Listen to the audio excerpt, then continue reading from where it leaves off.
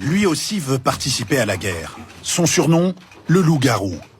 Mikhail Popkov est un visage bien connu en Russie. Il est considéré comme l'un des pires tueurs en série de l'histoire du pays.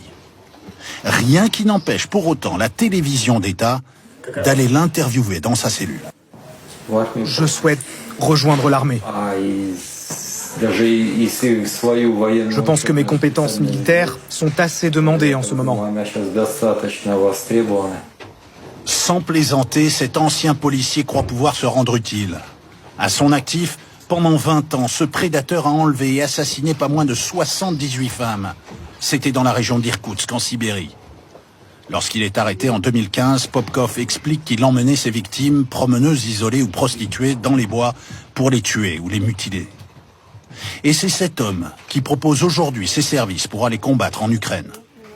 Une réponse à l'appel lancé par les mercenaires du groupe Wagner et leur chef Evgeny Prigojine, que l'on voit ici recruter directement dans les prisons de nouveaux candidats pour le front. Le contrat, 6 mois en première ligne en échange de la liberté. Si vous venez avec nous, il n'y aura pas de retour en arrière. Personne ne retournera en prison. De quoi faire réfléchir Mikhail Popkov, qui n'hésite que sur un seul point. Si je peux passer la période de janvier-février, parce que pour moi, le froid, quand il gèle, c'est ce qu'il y a de pire, alors je signe tout de suite.